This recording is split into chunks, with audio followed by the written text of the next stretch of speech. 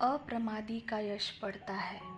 कुंभघोषक की कथा। स्थान राजगृह वेणुवन।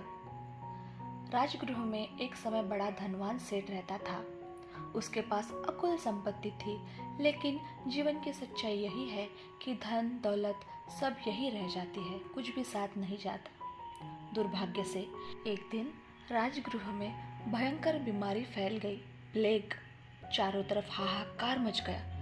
नगर सेठ और उसकी पत्नी भी इस बीमारी की चपेट में आ गए। उनका एक इकलौता पुत्र था। नाम था कुंभघोषक। वह बहुत बुद्धिमान, मेहनती और दूरदर्शी था।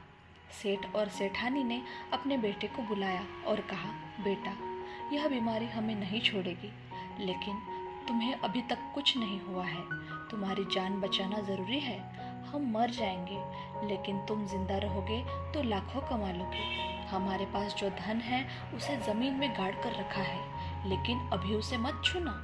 इस नगर को छोड़ दो और वापस तभी जाना जब सब ठीक हो जाए। कुंभघोषक ने अपने माता पिता की यह बात मानी और राजगृह छोड़कर चला गया।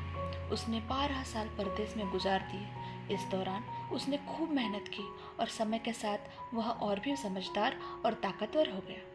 जब उसे लगा कि अब सब कुछ सामान्य हो चुका है, तो वह अपने घर राजगृह वापस लौटा। लेकिन इतने सालों बाद जब वह वहां लौटा तो उसे कोई नहीं पहचानता था। उसने अपने पिता के बताए खजाने को देखा, लेकिन सोचा कि अगर अचानक इतने धन के साथ सामने आया तो लोग उस पर शक करेंगे। इसलिए उसने एक साधारण जीवन जीने का फैसला किया और गांव में पहरेदार बने। उसका काम था रात को गांव में घूमना और लोगों को जगाना। वह हमेशा आवाज लगाता, जाग जाओ, समय हो गया है। और सुबह होते ही वह फिर से लोगों को उठाने का काम करता। एक दिन राजा बिंबिसार को भी उसकी यह आवाज़ सुनाई दी।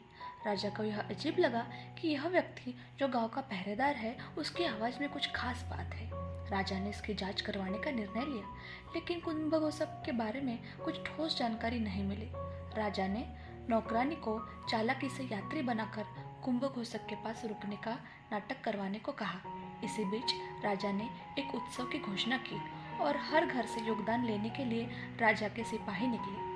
कुंभघोषक के पास नकद पैसे नहीं थे, इसीलिए उसने अपने गड़े हुए खजाने से कुछ सिक्के निकाले और नौकरानी को दे दिए, ताकि वह राजा के लिए योगदान कर सके। लेकिन नौकरानी चालाक निकली। उसने राजा के पास जाकर कहा, कुंभघोषक ने चोरी की है, यह सिक्के उसने कहीं से चुराए हैं। राजा ने तुरंत कुंभघोषक को दरबार में बुलवाया। उसे सच्चाई बताने का मौका दिया गया और उसने राजा को सब कुछ सच सच बता दिया। उसने कहा, यह सिक्के मेरे हैं। मेरे पिता ने मुझे यह धन दिया था। मैंने सिर्फ उसे सुरक्षित रखा था और अब योगदान दिया है। राजा बिंबिसार ने उसकी सच्चाई की जांच की और पाया कि कुंभघोषक ने कुछ भी गलत नहीं किया था।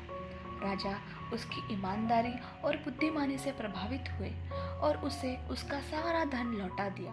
इसके साथ ही राजा ने कुंभघोषक को नगर का श्रेष्ठी बना दिया और अपनी बेटी का भी विवाह उससे कर दिया। बाद में राजा कुंभघोषक को लेकर भगवान बुद्ध के पास गए। बुद्ध ने उसकी कहानी सुनी और कहा, जो व्यक्ति मेहनती, सतर्क और धर्म का पालन करने वाला है, उसका यश हमेशा बढ़ता है। ऐसा कहते हुए उन्होंने यह गाथा कही, जट्ठानयतो सतीमतो शुचिकम्मस्य निसम्मकारिणो संयतस्य च धम्म जीवनो अपमतस्य यशोभिवर्धते।